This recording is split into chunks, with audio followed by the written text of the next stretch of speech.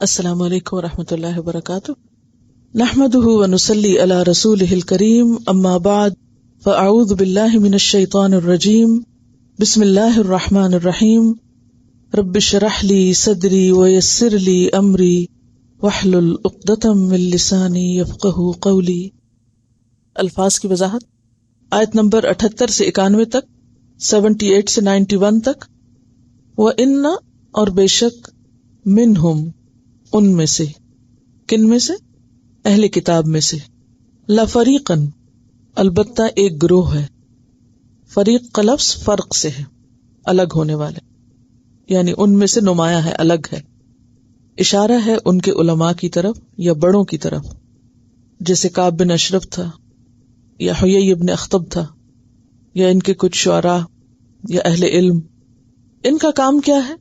یلوون، لام یہ لین، کسی چیز کو جھکانا، مائل کرنا، تو یلوون موڑ دیتے ہیں، کسی چیز کو بل دینا، مروڑنا، سر کو یا زبان کو خم دینا۔ اور مراد کیا ہے اس سے؟ یلوون السنتہم، یہاں زبانیں موڑنے کی بات ہے کہ زبانوں کو موڑ دیتے ہیں تاکہ کیا کر سکیں؟ کلام میں رد و بدل کر سکیں، بات کو کچھ سے کچھ بنا دے۔ اور بات کو کچھ سے کچھ کیوں بنایا جاتا ہے؟ تاکہ اصل مفہوم بدل جائے، اصل معنی نہ رہے، کچھ اور بن جائے، اور اصل مقصد سے لوگوں کو ہٹا دیا جائے۔ عربی میں جھوٹ بولنے اور من گھڑت بات بنانے کو لوى لسانہ بکذا کہتے ہیں۔ جھوٹ بولنے کو اور من گھڑت بات بنانے کو کیا کہتے ہیں؟ لوى لسانہ بکذا، کہ اس نے زبان کو اس چیز کے ساتھ موڑ دیا، یعنی بات کا مفہوم اس طرح بدل دینا اپنے ایجاد کردہ الفاظ کے ساتھ، خود ساختہ عبارت کے ساتھ، کہ جس کا اصل کلام سے دور کا بھی واسطہ نہ ہو، اصل بات بالکل کچھ اور ہو، اور وہ اس کو مختلف طریقے سے پڑھ کر یا اس کے مختلف معنی نکال کر اس کو کچھ سے کچھ بنا دے۔ سمجھ گئے؟ اس کو تحریف کرنا بھی کہتے ہیں۔ کلام کو لفظی طور پہ پھیر دینا یا پھر معنی کے اعتبار سے کچھ سے کچھ بنا دینا، بات کچھ ہو اور اس کا معنی کچھ اور کر دیا۔ اچھا، اس کی مثال کیا ہوگی؟ مثلا حتتن کو کیا کر دیا تھا؟ حنتتن، رائنا کو رائنا، سمعنا و اطعنا کو سمعنا و عصینا، یعنی سننے والا فوری طور پہ نہ سمجھ سکے، یہ ہم تو اس کو اصل لفظ پڑھ رہے ہیں عصینا، تو وہ اطعنا کو اس طریقے سے پڑھتے ہیں کہ سننے والے کو سمجھنا ہے کہ انہوں نے کہا کیا، اور وہ کچھ اور سے اور بنا ڈالا اس کو، یعنی لفظ ہی بدل دیا، حروف میں تبدیلی کر دی یا پڑھنے کے انداز میں تبدیلی کر دی۔ جیسے افسوس کے ساتھ کہنا پڑتا ہے کہ ہمارے ہاں بھی بعض مقررین جب قرآن یا بعض اوقات کسی حدیث کو بیان کر رہے ہوتے ہیں تو وہ اس لے میں یا اس سٹائل میں بیان کرتے ہیں کہ نہیں پتہ چلتا اصل ٹیکسٹ کیا، نہیں پتہ چلتا اس کی وضاحت کون سی۔ کبھی سننے کا اتفاق ہوا ایسی کسی؟ بس سٹائل بنایا ہوا ایسا؟ ان کی نیت تو اللہ ہی کو معلوم ہے، لیکن کوئی ایسا طریقہ کہ جس میں اللہ کا کلام بندوں کے کلام میں اس طرح مکس ہو جائے کہ نہ پتہ چلے کہ اصل کیا ہے اور وضاحت کیا ہے یا معنی کیا ہے۔ بعض لوگ ایسے دعوے بھی کرتے ہیں یا ایسی تعلیم بھی دیتے ہیں کہ عربی پڑھنے کی ضرورت نہیں ہے، ہم کوئی عرب ہیں کہ عربی پڑھیں، حالانکہ قرآن اللہ کا کلام ہے۔ وہ عربوں کی بات نہیں ہے کہ ہم عربوں کی وجہ سے عربی پڑھیں اور ہم عرب نہیں تو عربی نہ پڑھیں، اور وہ صرف کیا چاہتے ہیں کہ صرف ترجمہ پڑھا جائے، اور پھر ترجمے میں وہ جیسے چاہتے ہیں اس کو جدھر چاہتے ہیں موڑ سکتے ہیں یا موڑ دیتے ہیں۔ تو اہل کتاب کے بعض لوگ کیا کرتے تھے؟ یلوون السنتہم بالکتاب، زبان کو بل دے کے موڑ توڑ کے الفاظ کو پڑھتے اور اس سٹائل میں پڑھتے کہ لوگ سمجھتے یہ اللہ کا کلام ہے، حالانکہ وہ اللہ کا کلام نہیں ہوتا تھا، کیونکہ آگے قرآن خود واضح کر رہا ہے السنتہم بالکتاب، اور کتاب سے مراد یہاں آسمانی کتب ہیں، لتحسبوہ، تاکہ تم سمجھو اس کو، کس کو؟ اس کلام کو، من الکتابی، کتاب میں سے. یہ تھی اصل خرابی. وما ہوا من الکتاب، حالانکہ نہیں وہ کتاب میں سے، یعنی وہ کتاب کا لفظ نہیں ہوتا یا کتاب کا معنی نہیں ہوتا، بلکہ وہ ان کا خود ساختہ تحریف شدہ انداز ہے. جیسے قرآن پاک کے علاوہ اور بھی چیزوں میں ہی کرتے، مثلا السلام علیکم کو کیا کرتے، درست طور پہ نہ پڑھتے، السلام علیکم پڑھتے. تو حضرت عائشہ نے ایک دفعہ سنا، بہت غصے میں آئی اور برا بھلا کہنے لگی ایسا کہنے والوں کو. تو جب آپ نے روکا تو کہا کہ کیا آپ نے نہیں سنا کہ انہوں نے کیا کہا ہے؟ تو آپ نے فرمایا کہ تم نے نہیں سنا کہ میں نے کیا کہا ہے؟ میں نے ان کو وعلیکم کہہ دیا ہے کہ جو تم کہہ رہے ہو وہی تمہارے لیے. تو یہ خوبصورت انداز ہے نا جواب دینے کا. ایک ہے شدید غصے میں آ کے جواب دینے کا، اور ایک یہ ہے کہ ٹھنڈے سے بس لفظ کے بدلے لفظ بول دو، وعلیکم کر دو، بات ختم. تو بات یہ ہے کہ کلام اللہ کو کس طرح پڑھنا چاہیے اور کیوں اتنی تاکید ہے کہ وہ یتلونہ حق تلاوتی ہی کریں. کیا مقصد ہے اس کے پیچھے؟ تاکہ کلام اللہ باقی کلام سے الگ نظر آئے. جس کو آپ قرآن کہیں وہ بس اللہ کے عربی کے لفظ ہو. اسی لیے آپ اردو یا انگلش ٹرانسلیشن کو کیا نہیں کہہ سکتے؟ قرآن نہیں کہہ سکتے. ٹرانسلیشن آپ قرآن کہیں گے، قرآن نہیں کہیں گے. کیوں؟ کیونکہ قرآن تو کلام اللہ ہے، اور کلام اللہ کا ترجمہ پھر ترجمہ کہلائے گا، کلام اللہ نہیں کہلائے گا. کیونکہ اللہ تعالیٰ نے اردو یا انگریزی میں نہیں بات کی، عربی میں کی ہے. ایسا کیوں کرتے تھے وہ لوگ؟ یہ عمل کیوں کرتے تھے؟ یلوون السنتہم بالکتاب لتحسبوہ من الکتاب وما ہوا من الکتاب. کتاب اللہ کی من مانی تعویلات، من مانی تبدیلیاں، اس کے اندر مرضی کے مطلب نکالنا، یہ سب کیوں تھا؟ نمبر ایک تو دنیا کے فائدے حاصل کرنے کے لیے، لوگوں کو ان کی مرضی کی بات بتانے کے لیے کہ یہ لفظ ہے، اس کا یہ بھی مطلب نکلتا ہے اور یہ یوں بھی پڑھا جا سکتا ہے. کہ حق کو نہ ماننے کے لیے انہوں نے جو چالیں اختیار کر رکھی تھی، انہی میں سے ایک چال یہ تھی کہ ہم خود کو نہ بدلیں، قرآن کو بدل دیں. وہ شعر کا ایک جملہ بھی ہے نا، خود کو نہیں بدلتے قرآن کو بدل دیتے ہیں. تو یہ آج کے دور میں بھی لوگ یہی چاہتے ہیں اور ایسے مطالبے بھی تو کرتے ہیں. آپ نے سنا ہوگا کئی ایسے لوگوں کے بارے میں جن کا کیا مطالبہ ہے یا جن کا کیا پیغام ہے کہ کیا کیا جائے اب قرآن کے ساتھ. کوئی نیا ورژن ہونا چاہیے، کچھ چیزیں اس میں آج کے دور کی نہیں رہی، کچھ چیزوں کی نئی انٹرپریٹیشن ہونی چاہیے، اجتہاد ہونا چاہیے. اور مقصد کیا ہے کہ ہم اس پہ عمل نہیں کر سکتے، لہٰذا اس کو بدل دو، ہم نہیں اس پہ چل سکتے. بھئی نہیں چل سکتے وہ ایک الگ بات ہے، اس کے ساتھ تو جاتی نہیں کرو. تو یہ صرف آج نہیں ہو رہا، پہلی قوموں نے بھی اپنی کتابوں کے ساتھ یہی کیا، اور آج سو کالڈ مسلمز بھی ایسی ایسی موومنٹس چلاتے رہتے ہیں یا ایسے ایسے مطالبے کرتے رہتے ہیں کہ اس کو بدل دیا جائے.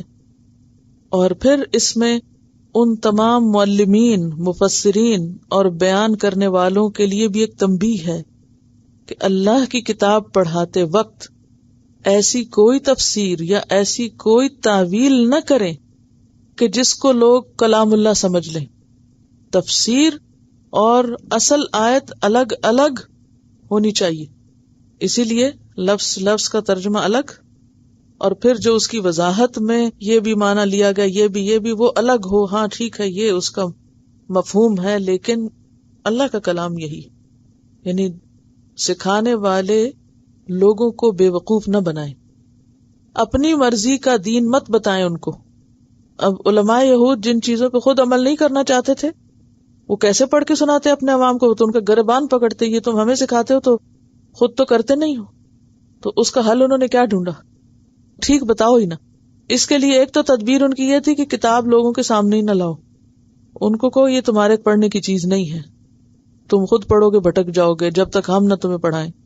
ایک تو یہ، اور دوسرے یہ کہ پھر وہ اتنے خانوں میں بند کر دی گئی، لپیٹ کے رکھ دی گئی کہ عوام کی پہنچ سے بہت دور ہو گئی. اب اس پہ ملکیت ہے صرف ایک مخصوص طبقے کی، لفریقن کی، ایک گروہ کی. اب وہی کھولتا ہے اس کو، وہی پڑھتا ہے، وہی سناتا ہے، وہی بیان کرتا ہے، وہی اس کی تفسیر کرتا ہے، اور بس وہی سب کچھ ہے. جو وہ بول دے گا وہی حرف آخر ہو جائے گا، اور اسی کو پھر رب بنانا ہو جائے گا. عوام اگر اسی کی مانیں گے اور عقل استعمال نہیں کریں گے تو پھر انہی کو رب بنا لیں گے. اس طرح دین میں انتشار پھیلتا ہے. اور بدقسمتی یہ کہ آج مسلمانوں کے اندر بھی اسی قسم کی چیزیں پائی جاتی ہیں. نبی صلی اللہ علیہ وسلم نے پیشن گوئی بھی کی تھی، لَتَتَّبِعُنَّ سُنَنَ مَن قَبْلَكُمْ، تم اپنے سے پہلی امتوں کی قدم بقدم پیروی کرو گے. قدم بقدم، سٹیپ بائی سٹیپ، ایک ایک چیز وہی کرو گے جو انہوں نے کی. ہم کسی چیز میں پیچھے نہیں رہے، شاید ان سے آگے بڑھ گئے ہوں. وَإِنَّ مِنْهُمْ لَفَرِيقًا، اور بے شک ان میں سے البتہ ایک گروہ ایسا ہے، یلوون، جو موڑتا ہے، السنتہم، اپنی زبانوں کو. اب یہ موڑنے سے مراد صرف اپنی زبان ٹویسٹ کرنا ہی نہیں، یعنی یہ حصی معنوں میں بھی ہے کہ پڑھنے کا سٹائل قرات تبدیل کر دی جائے، اور مانوی طور پر بھی موڑنا مراد ہے یہاں. ٹھیک ہے. یلوون السنتہم بالکتاب لتحسبوہ من الکتاب وما ہوا من الکتاب، عوام کو بے وقوف بنانے کے لیے ان کو کیا بتاتے کہ یہ بھی اللہ کا کلام ہے اور یہ بھی کتاب ہے، حالانکہ وہ کتاب میں سے نہیں ہوتا تھا. وَيَقُولُونَ، اور وہ کہتے ہیں کیا، هُوَ مِنْ عِنْدِ اللَّهِ، کہ وہ اللہ کی طرف سے آیا ہے، اللہ کے پاس سے آیا. وَمَا هُوَ مِنْ عِنْدِ اللَّهِ، حالانکہ نہیں وہ اللہ کے پاس سے. وَيَقُولُونَ، اور وہ کہتے ہیں عَلَى اللَّهِ الْكَذِبُ، اللہ پر جھوٹ. یہ کیا چیز ہے؟ اللہ پر جھوٹ، وہ کلام جو خود بنا لیا اور اس کا منمانا مفہوم نکال لیا اور پھر کہا یہ اللہ کی طرف سے.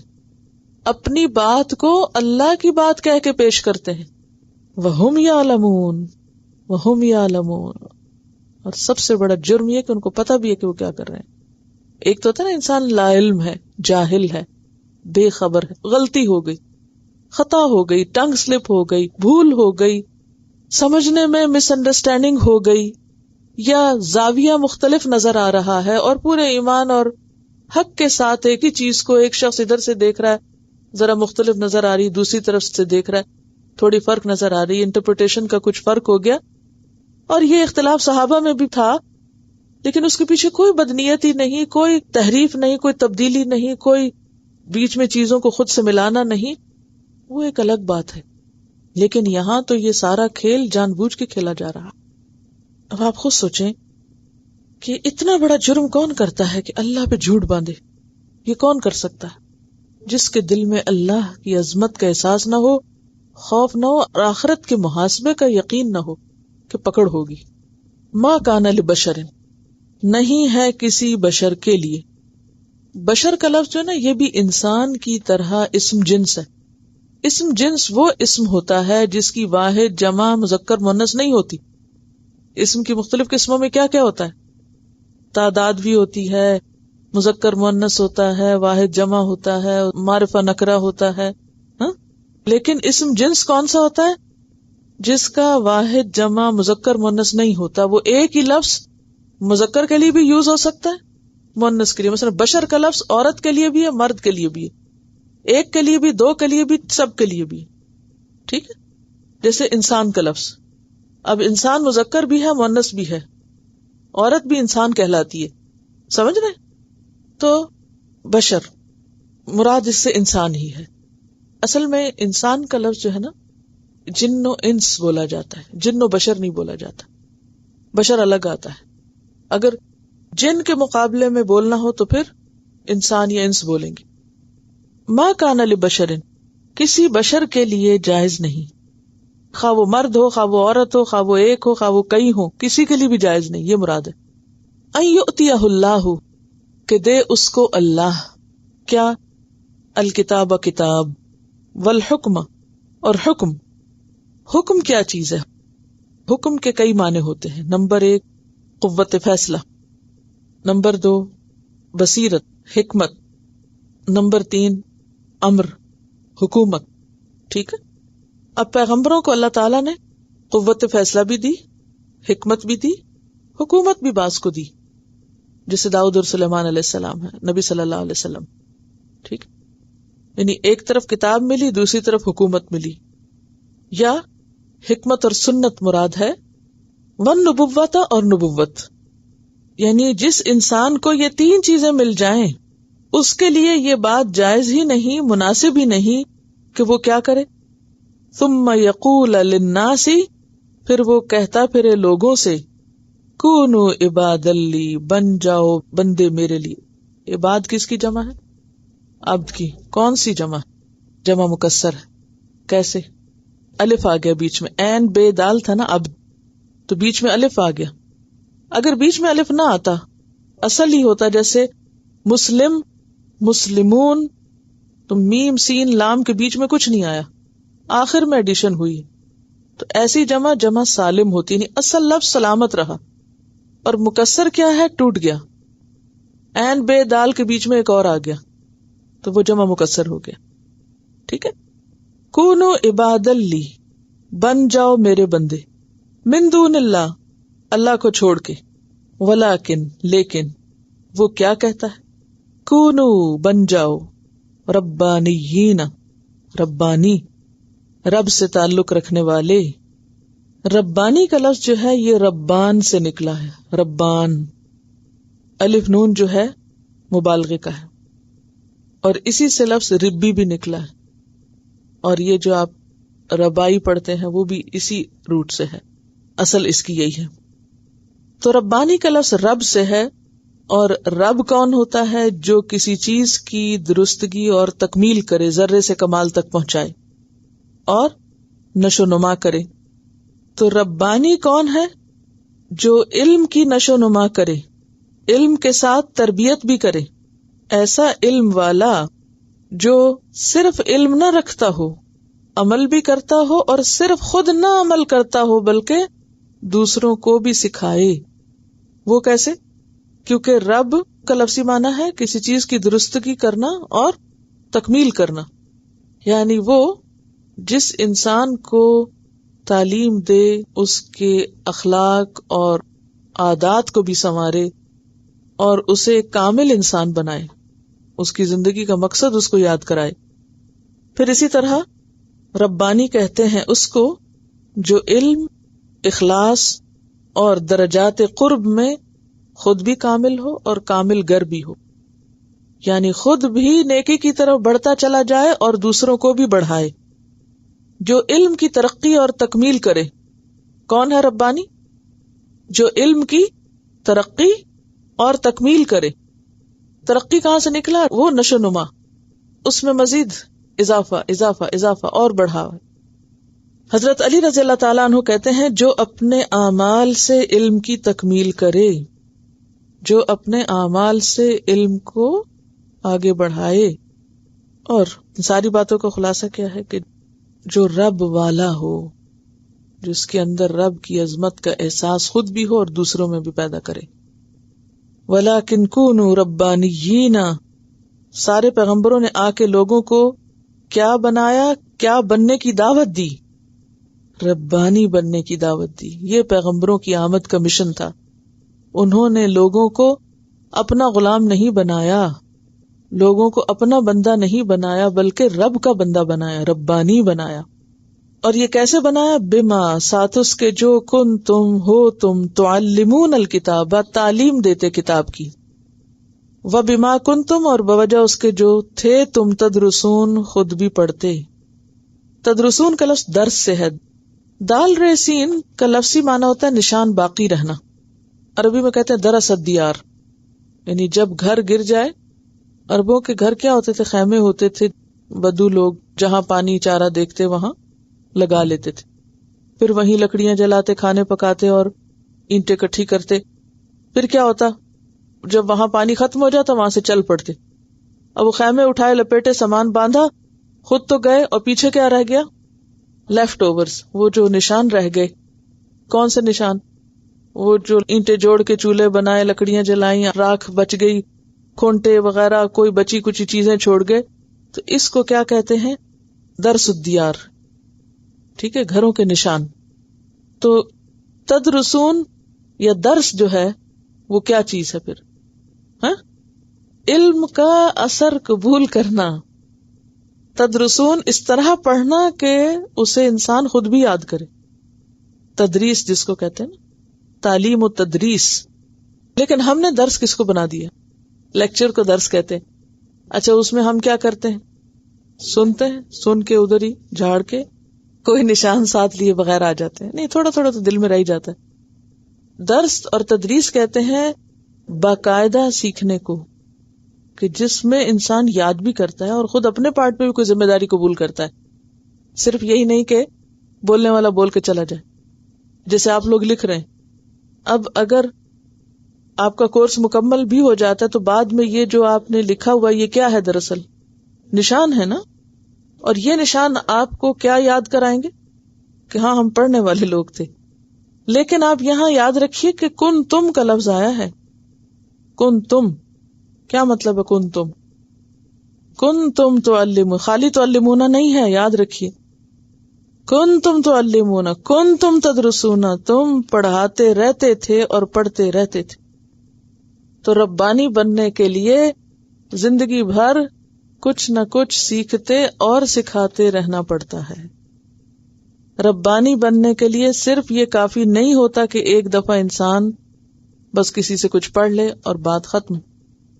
کنتم تعلمون، کنتم سے آپ کو معلوم ہے کہ جب فعل کے شروع میں کانا لگتا ہے تو وہ فعل استمراری بن جاتا ہے. استمراری کیا ہوتا ہے؟ کنٹینیوس کرتے جانا. کنتم تعلمون الکتاب، یعنی یہ کنٹینیوس پروسیس ہے. ولا یأمرکم، اور نہ وہ تم کو حکم دیتا ہے کس بات کا؟ ان تتخذوا الملائکۃ، کہ تم بنا لو فرشتوں کو، والنبیین، اور نبیوں کو، اربابن، رب. کون حکم نہیں دیتا؟ پیغمبر. پیغمبر کبھی یہ نہیں کہتا کہ تم فرشتوں کو رب بنا لو یا نبیوں کو رب بنا لو. نہ وہ خود کو رب بناتا ہے اور نہ کسی اور کو رب بنا کے پیش کرتا ہے. ایامرکم، کیا وہ حکم دے گا تم کو؟ بالکفر، کفر کا.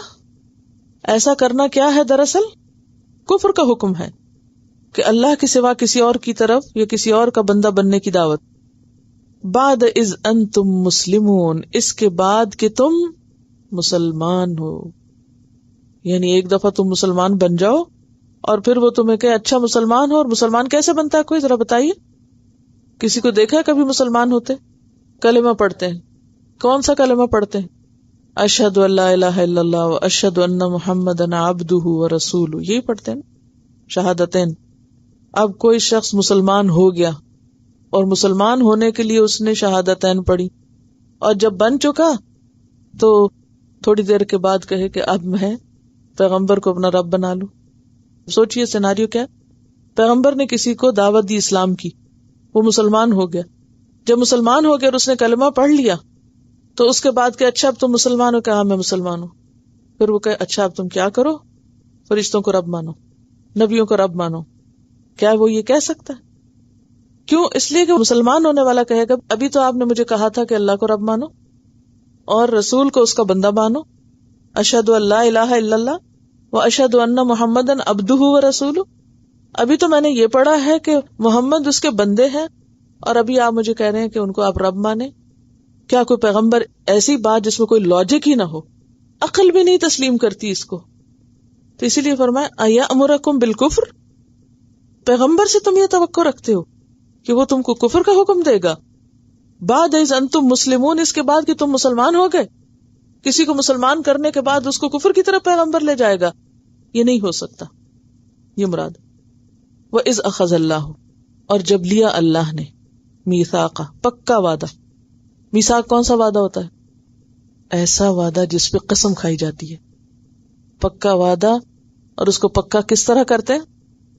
دیکھیں نا، ایک تھا نا وعدہ تو ہر ایک وعدہ پکا ہے، ٹھیک ہے، لیکن میثاق وہ پکا وعدہ جس کو پکا کرنے کے لیے اس پر کیا ہوتا ہے؟ قسم کھائی جاتی. وَإِذْ أَخَذَ اللَّهُ مِيثَاقَ، جب لیا اللہ نے میثاق، یعنی قسم کھا کے وعدہ. النبیین نبیوں سے، کیا لما البتہ جو بھی، آتیتکم میں دوں تم کو، من کتابن کتاب میں سے، وحکمتن اور حکمت میں سے، ثم پھر جاءکم آئے تمہارے پاس، رسول کوئی رسول، مصدقن تصدیق کرنے والا، کس کی، لما معکم واسطے اس کے جو تمہارے پاس ہے، تو تم کیا کرنا، لتؤمنن البتہ تم ضرور ایمان لانا یا ایمان لاؤ گے، لا تاکید کے لیے ہے اور نون شد والا بھی تاکیدی ہے، لتؤمنن البتہ تم ضرور ایمان لاؤ گے یا ایمان لانا، بھی ساتھ اس کے، کس کے، رسول کے، وَلَتَنْصُرُنَّهُ اور البتہ تم ضرور مدد کرنا اس کی، کس کی، پیغمبر کی، قال اللہ تعالیٰ نے فرمایا، اَأَقْرَرْتُمْ کیا تم نے اقرار کیا،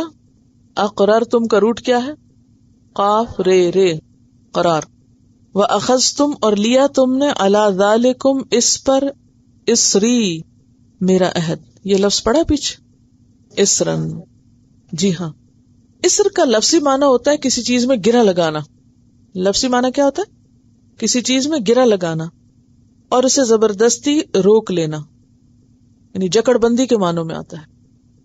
اب آپ دیکھیں نا، گرہ جب لگتی کسی چیز کو، سوچیے ذرا اس کو، عہد کس طرح بن رہا ہے نا، ٹھیک ہے، جکڑ بندی، یہ جکڑ بندی جو ہے اس کو کیا کہیں گے آپ، عہد۔ اب کیا ہے، یہ ایک ایسا عہد ہے جس کا بوجھ بھی محسوس کرے انسان، یعنی جس عہد کو وہ عہد سمجھے، جس عہد کو وہ اپنی رسپانسبلٹی سمجھے۔ اچھا، کس قسم کے عہد ہوتے ہیں، ہم کس طرح کے عہد کرتے ہیں، کسی کے ساتھ بھی کوئی عہد کر لیں، ہم یہ کام کریں گے یا کچھ بھی کریں گے، پھر اس کے بعد ہمارا حال کیا ہوتا ہے، اس کو بوجھ سمجھتے اپنے اوپر، کیوں نہیں سمجھتے، میثاق نہیں ہوتا نا، وہ بس ٹھیک ہے، اس کو اتنا ایزی لیتے ہیں، اتنا لائٹلی لیتے ہیں، بس ہو گیا تو ہو گیا۔ مثلا پڑھنے کا بھی ہم نے کیا کر رکھا ہے، ایک عہد کر رکھا ہے، اور اگر کسی نے واقعی سچے دل سے کر رکھا ہو تو وہ اس کا بوجھ بھی محسوس کرے گا کہ مجھے اب یہ کمٹمنٹ نبھانی ہے، مجھے اس کو چھوڑنا نہیں ہے۔ عہد تو عہد ہوتا ہے، اور جو عہد سنجیدگی سے کیا جائے وہ انسان پہ بوجھ بھی ہوتا ہے، اور جو عہد جھوٹا موٹا کیا جائے اس کا کوئی بوجھ نہیں سمجھتا انسان، وہ اس کو اپنے لیے صرف ایک شو آف کا ذریعہ سمجھتا ہے۔ مثلا کسی شخص کو جو کوئی عہدہ ملتا ہے کسی حکومت میں یا کہیں بھی، تو وہ اس کے لیے کیا ہوتا ہے، بوجھ ہوتا ہے۔ وہ بوجھ کب بنتا ہے، جب اس سے کیا کیا جاتا ہے، اوتھ لیا جاتا ہے، لیا جاتا ہے، یعنی جب کسی کو کوئی عہدہ دیا جاتا ہے تو اس سے کوئی اوتھ لیا جاتا ہے، تو پھر وہ کیا ہو جاتا ہے، وعدہ ہو جاتا ہے۔ وہ وعدہ کون سا ہوتا ہے، یہ اسر ہوتا ہے، بوجھ ہو جاتا ہے۔ اسی لیے ہمارے دین میں یہ جو عہدے قبول کرنا ہے یا کسی عہدے پہ فائز ہونا ہے، یہ کوئی انجوائمنٹ کی چیز نہیں ہے، یہ تو ایک کمٹمنٹ ہے، ایک معاہدہ ہے، ایک بوجھ ہے، عام لوگوں سے زیادہ اس کی پوچھ ہے۔ فرمایا وَأَخَذْتُمْ عَلَى ذَلِكُمْ اسری، اور تم لیتے ہو اس پر میرا ذمہ۔ اب بوجھ نہیں ترجمہ کریں گے بلکہ عہد کریں گے، کیونکہ ہر عہد پابندی کی وجہ سے ایک بوجھ ہوتا ہے، خواہ وہ رسم و رواج کا ہو یا پھر وہ کس کا ہو، شریعت کا ہو، کوئی بھی سنجیدہ عہد بوجھ ہوتا ہے۔ اس لیے یہاں پر عہد کی بجائے اسر کا لفظ استعمال ہوا ہے۔ جب آپ مانگتے ہیں یہ دعا تو آپ کے دل میں کیا ہوتا ہے، کیا کہہ رہے ہیں آپ، وَلَا تَحْمِلْ عَلَيْنَا إِسْرًا، بوجھ، کس چیز کا بوجھ، کیا بوجھ، یعنی شریعت کے جو احکام ہیں وہ ہماری استطاعت اور ہمت کے مطابق ہی ہم پر ڈالنا، ٹھیک ہے۔ قالوا اقررنا، انہوں نے کہا کہ ہم نے اقرار کر لیا۔ قال فاشهدوا، فرمایا پھر گواہ رہو، وانا معکم من الشاہدین، اور میں بھی تمہارے ساتھ گواہوں میں سے۔ فمن تولی، تو جو کوئی منہ موڑ گیا، بعد ذالک، اس کے بعد، فاولئک هم الفاسقون، تو یہی لوگ فاسق ہیں۔ فاسق کون، نافرمان، حد سے نکلنے والے۔ افغیر دین اللہ، کیا پھر سوائے اللہ کے دین کے، یا اللہ کے دین کے علاوہ، اللہ کا دین چھوڑ کے، یبغون، وہ چاہتے ہیں، یعنی کچھ اور چاہتے ہیں، اب دین ایک بوجھ تو ہے، لیکن اس بوجھ سے آپ نکل کیسے سکتے ہیں؟ کیا اللہ کے دین کے علاوہ وہ کچھ اور چاہتے ہیں؟ وَلَهُ، حالانکہ اسی کے لیے اسلم، اسلام لایا، فرما بردار ہوئے، من فی السماوات، جو بھی آسمانوں میں ہے، والارض، اور زمین میں، طوعا، خوشی سے، وکرہن، اور مجبوری سے، وإلیہ یرجعون، اور اسی کی طرف وہ سب واپس لوٹائے جائیں گے۔ قل، آپ کہہ دیجئے، آمنا باللہ، ہم ایمان لائے اللہ پر، وما انزل علینا، اور جو ہم پہ نازل کیا گیا، وما انزل علی ابراہیم، اور جو ابراہیم پر نازل کیا گیا، واسماعیل واسحاق، اور اسماعیل اور اسحاق پہ نازل کیا گیا، ویعقوب والاسباط، اور یعقوب اور اسباط پر، اولاد یعقوب پر، وما اوتی موسیٰ وعیسیٰ، اور جو دیے گئے موسیٰ اور عیسیٰ علیہ السلام، والنبیون، اور سارے نبی، من ربہم، ان کے رب کی طرف سے، لا نفرق بین احد منہم، ہم ان کے درمیان کسی قسم کا فرق نہیں کرتے، وَنَحْنُ لَهُ مُسْلِمُونَ، اور ہم سب مسلمان ہیں۔ اس سے ملتی جلتی آیت کہاں پڑھی؟ پہلے پارے کے آخر میں بھی، وَمَن يَبْتَغِ غَيْرَ الْإِسْلَامِ دِينًا، اور جو کوئی چاہے گا یا تلاش کرے گا اسلام کے علاوہ کوئی اور دین، فَلَن يُقْبَلَ مِنْهُ، تو وہ اس سے ہرگز قبول نہ کیا جائے گا۔ یعنی اب جو کوئی اسلام کے بعد یا اسلام کو چھوڑ کے کوئی اور دین اختیار کرے گا دنیا میں، تو وہ اس سے قبول نہ ہوگا۔ کیوں؟ اس لیے کہ پیچھے آپ پڑھ چکے، ان الدین عند اللہ الاسلام، دین اللہ کے نزدیک بس اسلام ہی ہے۔ اگر کسی نے وہ چھوڑ کے کچھ اور لیا تو وہ ناقابل قبول ہے، ریجیکٹڈ ہے۔ وَهُوَ فِي الْآخِرَةِ، اور وہ آخرت میں، من الخاسرین، خاسرین میں سے ہوگا، نقصان اٹھانے والوں میں سے۔ کیف یہدی اللہ قوما، کیسے ہدایت دے اللہ کسی قوم کو؟ کون مراد ہے یہاں قوم سے؟ یہود و نصارہ۔ کفروا بعد ایمانہم، جنہوں نے کفر کیا اپنے ایمان کے بعد، وشہدوا ان الرسول، کیا آپ کو یاد ہے کہ یہ آیات کس کانٹیکسٹ میں نازل ہوئی تھی؟ وفد نجران کے کانٹیکسٹ میں۔ ان کے سامنے سارے دلائل کھول کے رکھ دیے گئے، عیسیٰ علیہ السلام کی ولادت اور ان کے مقام کے بارے میں سب کچھ بتا دیا گیا کہ ان مثل عیسیٰ عند اللہ کمثل آدم۔ نبی صلی اللہ علیہ وسلم نے ان سے جو بھی سوال کیے انہوں نے ان سے اتفاق کیا، لیکن جب ان سے کہا اچھا اسلام لے آؤ تو وہ راضی نہیں ہوئے، حتیٰ کہ مباہلہ کے لیے بھی چیلنج کیا گیا، اچھا نہیں مانتے، آؤ پھر ہم دعا کریں، جو جھوٹا ہے اور حق کو نہیں مانتا پھر اس پہ لعنت ہو اللہ کی۔ تو اس پر انہوں نے کیا کیا تھا؟ انکار کر دیا تھا کہ نہیں، اگر ہم نے یہ کیا تو ہم تو یہاں سے واپس بھی نہیں جانے کے، ایسی سخت پکڑ ہوگی۔ اتنا حق واضح ہو جائے اور پھر کوئی نہ مانے، سوچیں۔ اور پھر کہا یہ جاتا ہے کہ یہ لوگ جزیہ دینے پہ راضی ہوئے، واپس چلے گئے۔ آپ صلی اللہ علیہ وسلم نے ابو عبیدہ بن جراح کو پھر ان پہ مقرر کیا، تو ہوا یہ کہ 2 لوگ واپس آئے ان میں سے اور انہوں نے اسلام قبول کر لیا، کہ ضمیر نے ملامت کیا ہوگا۔ کتنے لوگوں کا وفد تھا؟ 60 لوگوں کا۔ اب آپ دیکھیے کہ 60 لوگوں میں سے صرف 2 مانے اور باقی کس پہ قائم رہے؟ ایک دوسرے کو دیکھ کے بس جو ہم شروع سے کر رہے ہیں وہی ٹھیک ہے، حالانکہ ہر بات کا انہوں نے کیا جواب دیا کہ آپ جو کہہ رہے ہیں وہ ٹھیک ہے۔ کیف یہدی اللہ قوما، ایسے لوگوں کو پھر کہاں سے ہدایت ملے گی؟ کفروا بعد ایمانہم، ماننے کے بعد انکار کیا، وشہدوا ان الرسول حق، اور انہوں نے گواہی دی سارے دلائل دیکھ کے کہ یہ سچا رسول ہے۔ وہ کیا گواہی تھی؟ جب آپ صلی اللہ علیہ وسلم مباہلے کے لیے آئے، دیکھ کر یہ ڈر کے کہنے لگے کہ ہماری خیر نہیں، تو انہوں نے پھر مباہلے سے انکار کر دیا۔ تو ساری علامتیں انہوں نے دیکھ لی تھی۔ شہدوا ان الرسول حق وجاءهم البینات، آئی ان کے پاس کھلی کھلی نشانیاں، یعنی قرآن آ گیا، اللہ کا کلام آ گیا، سارے ان کے سوالوں کے جواب انہیں دے دیے گئے، یہ ہیں بینات۔ واللہ لا یہدی القوم الظالمین، اور اللہ ظالم لوگوں کو کبھی ہدایت نہیں دیتا۔ ظالم کون ہے؟ جو کسی چیز کو اس کا حق نہ دے۔ اب ان کو چاہیے تھا کہ انہیں سمجھ آ گیا تھا دین، اب یہ مان جاتے، لیکن تعصب کا برا ہو کہ کبھی بھی انسان جب اپنے خول میں بند ہو جاتا ہے، اپنے شل میں بند ہو جاتا ہے، تو حق دیکھتے ہوئے بھی آنکھیں بند کر لیتا ہے، پھر اس بندے کو کبھی ہدایت نہیں ملتی۔ ہدایت قبول کرنے کے لیے کھلی آنکھیں اور کھلا دل رکھنا چاہیے۔ یہ صحیح بات ہے، میں نے مان لی، بس جب ایک چیز دلیل سے پہنچ گئی تو مان لی. اولئک جزاؤہم، ایسے لوگوں کی سزا کیا ہے؟ ان علیہم لعنت اللہ، ان پر اللہ کی لعنت، والملائکہ اور سارے فرشتوں کی لعنت، والناس اور سارے لوگوں کی لعنت، اجمعین سب کے سب. حق کو پہچاننے کے بعد قبول نہ کرنا بدترین جرم ہے اس زمین پر. اس زمین پر بدترین جرم ہے. اللہ نے انسان کو عقل دی ہے، اور عقل کا تقاضا یہ ہے کہ انسان جو چیز صحیح دیکھے اسے قبول کرے، اور اگر کوئی شخص دیکھے سمجھے اور پھر ضد میں انکار کر دے تو ایسے شخص پہ سب کی لعنت. اب اجمعین سے مراد کون ہے؟ والناس صرف نہیں کہا، والناس اجمعین، تو اس سے کیا مراد مسلمانوں کے علاوہ کافر بھی ہیں؟ لفظ بتا رہے ہیں نا سارے انسان ہیں، تو ظاہر ہے کہ obviously معنی واضح ہے. آپ کو معلوم ہے کہ دنیا میں تو کوئی کافر پہ لعنت نہیں کرے گا، لیکن قیامت کے دن کیا ہوگا؟ ایک دوسرے پہ لعنت کریں گے.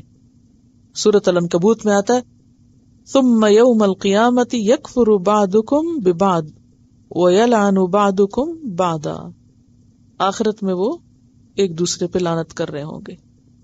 ایک دوسرے پہ کیوں لعنت کریں گے؟ ایک دوسرے کو کیوں بلیم کریں گے؟ ایک دوسرے کو کیوں برا بھلا کہیں گے؟ ایسا کیوں ہوگا؟ کیونکہ عموماً انسان جب حق کو قبول کرنے کا وقت آتا ہے نا، تو ایک طرف حق کو دیکھتا ہے کہ ہاں بات تو صحیح ہے، دوسری طرف پھر لوگوں کو دیکھتا ہے، اچھا میرے آس پاس کے لوگ تو نہیں مانتے، میرے گھر والے تو اس طریقے پہ نہیں ہیں، میں اکیلی اس راستے کو کیسے اختیار کروں؟ چھوڑو پرے، آخر ان کے پاس بھی تو کوئی دلیل ہوگی، اور میجورٹی تو ایسے ہی ہے. ایسے ہی بہانے کرتے ہیں نا ہمیشہ. اور بعض اوقات حق سمجھ میں آ جاتا ہے، لیکن صرف انسانوں کو دیکھ کے، دوسروں کو دیکھ کے، دوسروں کی وجہ سے یا انسانوں کے خوف سے حق کو قبول نہیں کرتا. اور یہ مسئلہ بہت عام ہے کہ ایک سچائی ہمیں سمجھ آ رہی ہوتی ہے، لیکن ہم صرف لوگوں سے ڈر رہے ہوتے ہیں، اس کو قبول کرنے میں اور اس کو بولنے میں بھی. خالدین فیہا، وہ اس میں ہمیشہ رہیں گے. لا یخفف عنہم العذاب، ان سے عذاب ہلکا نہ کیا جائے گا. ولا ہم ینظرون، اور نہ وہ مہلت دیے جائیں گے.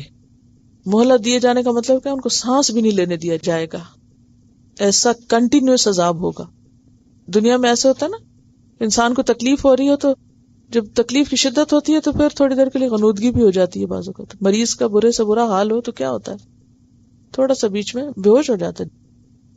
آپ کو یہ بات معلوم ہوگی نا کہ جب انسان کو کوئی چوٹ لگتی ہے یا جسم کے کسی حصے پہ کوئی ضرب لگتی ہے تو جسم ایسے ہارمونز ریلیز کر دیتا ہے نا کہ جس کی وجہ سے وہ سارے کانسنٹریٹ کر جاتے ہیں اس جگہ پر، اور وقتی طور پر کیا ہوتا ہے، سن ہو جاتی جگہ، پتہ ہی نہیں چلتا تکلیف کا.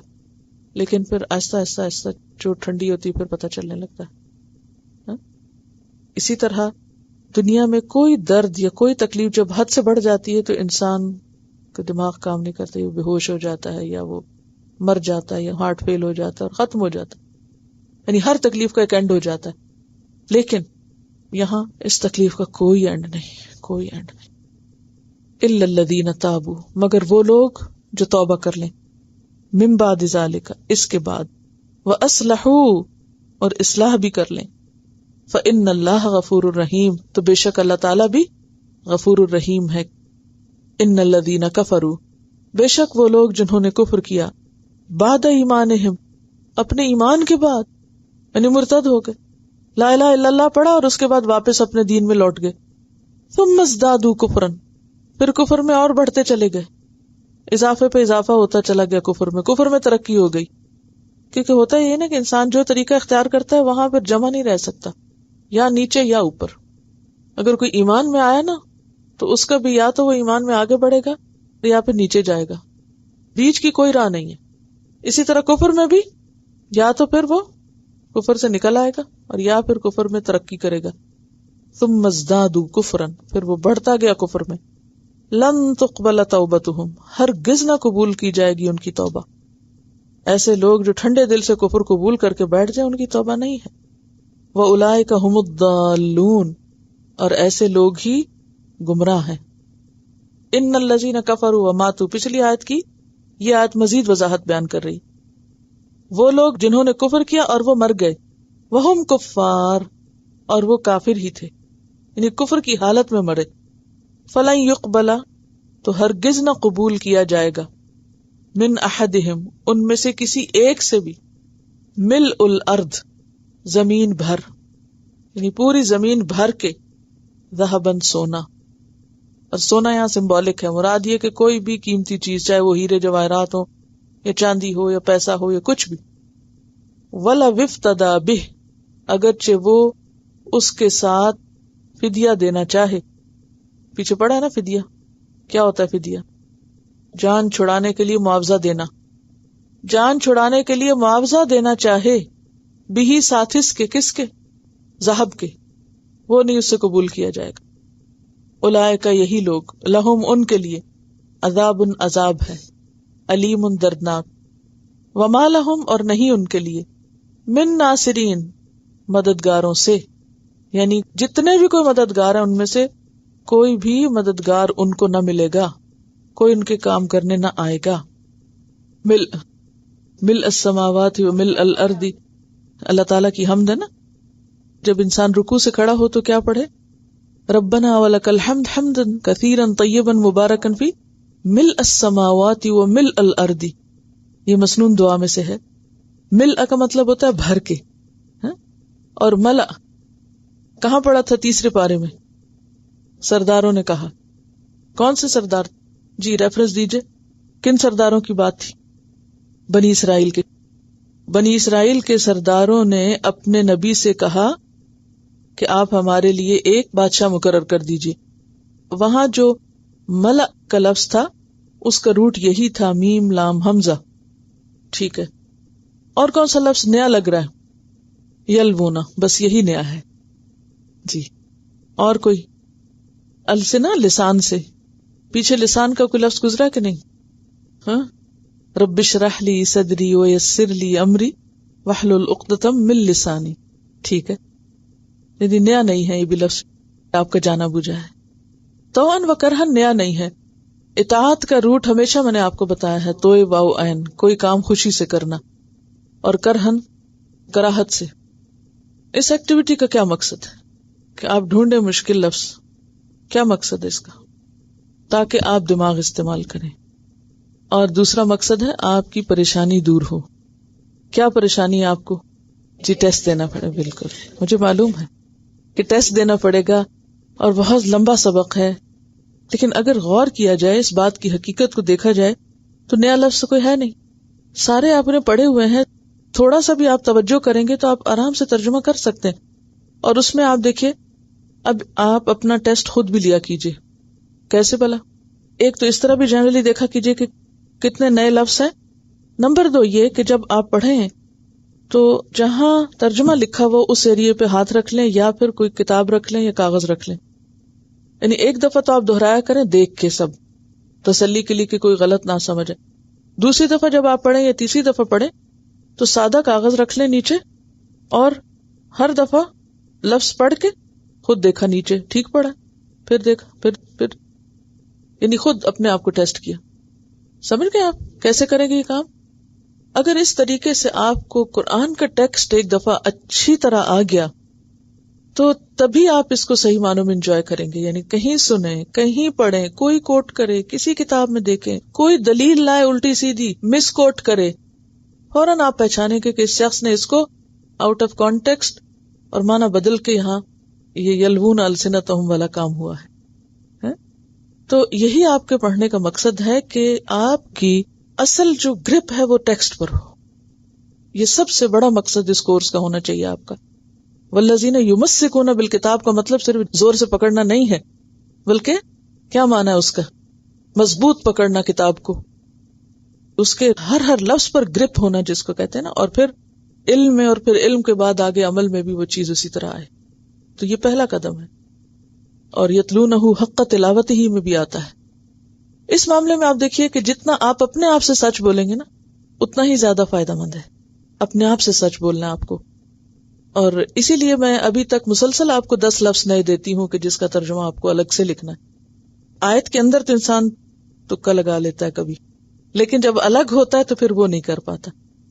تو یہ جو ایکٹیویٹی آپ کو کرنی ہے کہ ترجمے پہ کاغذ رکھ کے ایک ایک لفظ کا آپ دیکھیں، اچھا یہ اس کا معنی آپ سوچیں، میں اس کا تو یہ ترجمہ کر، اچھا ہاں ٹھیک ہے صحیح ہے مجھے آ گیا.